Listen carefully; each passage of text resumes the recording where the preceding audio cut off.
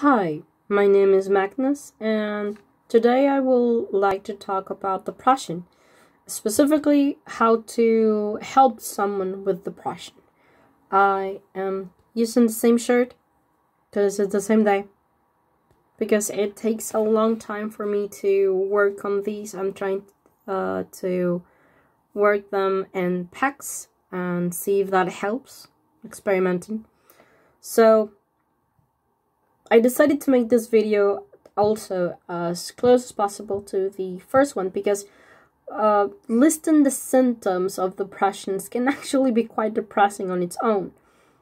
And also, just saying the symptoms can help to see there's a problem, but you need treatment to actually do something about it.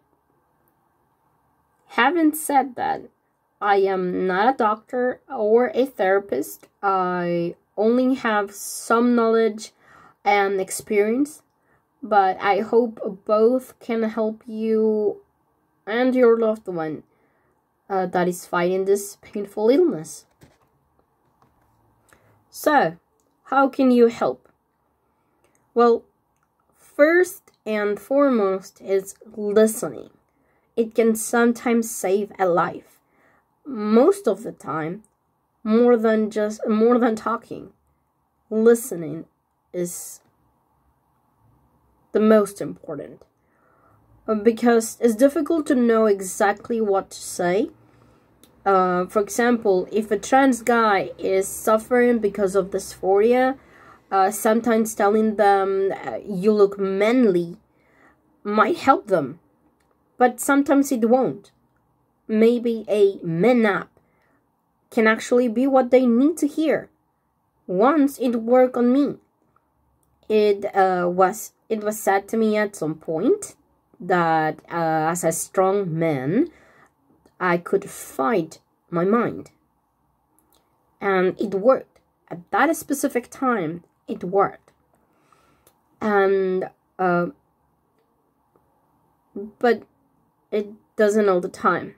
It depends on the person, on the time, on the words. Words don't work the best. It's way better to just know that there's someone by your side listening. Now, if you're gonna say something, avoid saying things like, I told you so, you knew it will happen, I knew it will happen, it could be worse. Or you can't or you must do to fix this. If you want to say something, go for what can I do to help you, or what do you need? And if they are really close to you, you could ask them, would you like me to seek help for you? Would you like me to call someone? Would you like me to call 911 for you? Would you like me to help you find a therapist?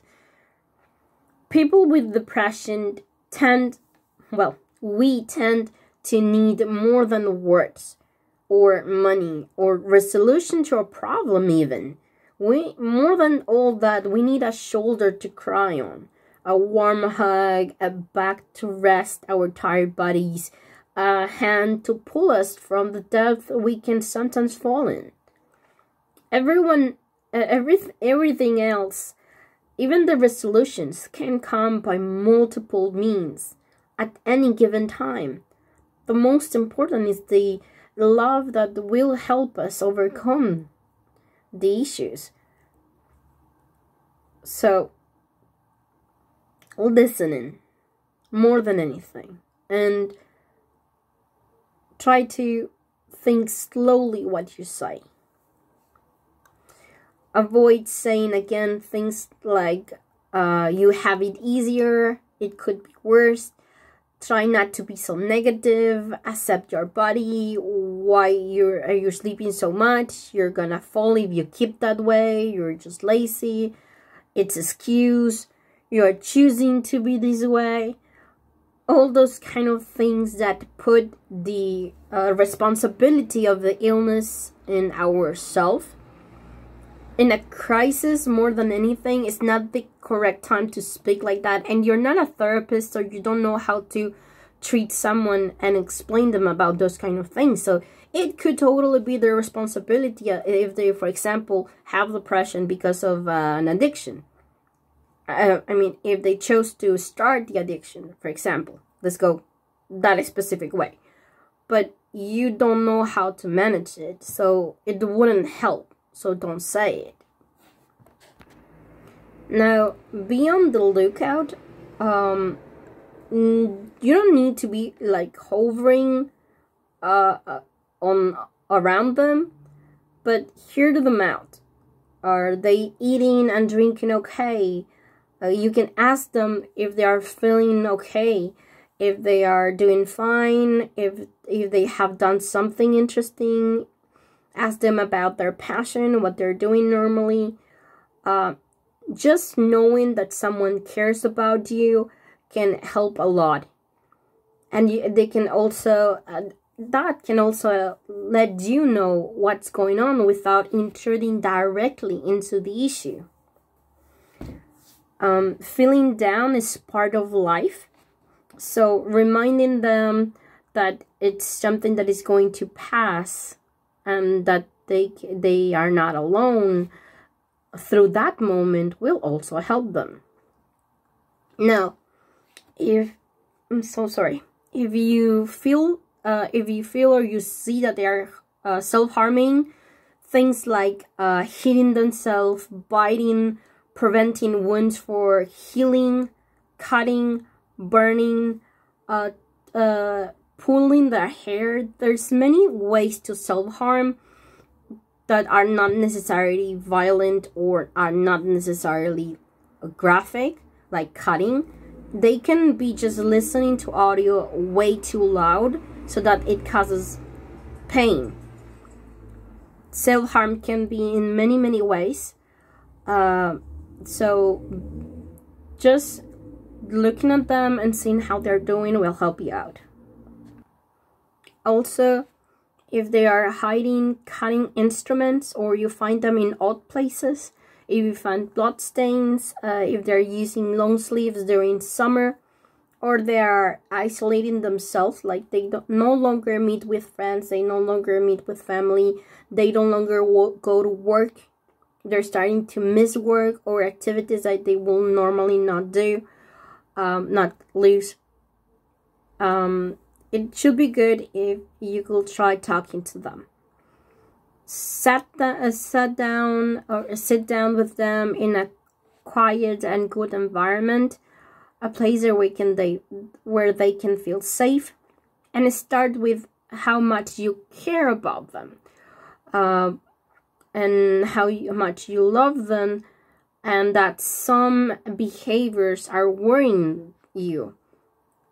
If they open up about their feelings, don't start an argument again. Don't try to change their minds or give them advice.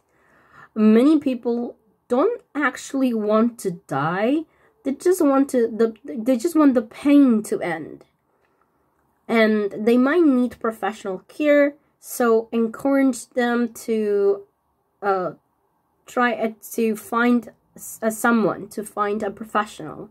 And remind them that you are beside them, telling them like you can be with them all the time while they find someone, or when they go to be seen. If you now know someone is suffering with depression, make sure that any lethal weapon has been put away and they are locked. If you feel the person is in danger, don't doubt calling someone like 911 or a suicide hotline.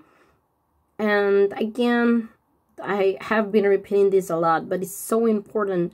Remind them that they are not alone, and help them out to find places where they can speak about what they're feeling. Again, there's groups on Facebook, YouTube, and others that can help out a lot, especially if they are LGBT community. There's other things that themselves do. Depression is something that is mostly gonna be treated with them. People around that are just going to be a support system. And you can learn to be a support system by learning how to listen, learning how to look out for symptoms, specific warnings, that if you want to know more about, I made a video before that explains a lot about the symptoms specifically. And also you can read more about depression and how it affects people. But again, it's a system of support so that they can hold themselves while they are trying to fight it. So they are not feeling completely naked against it, right? So I hope this video helps someone, and I'll see you around for the next video on how to help yourself if you are suffering depression. So I hope this helps. See ya.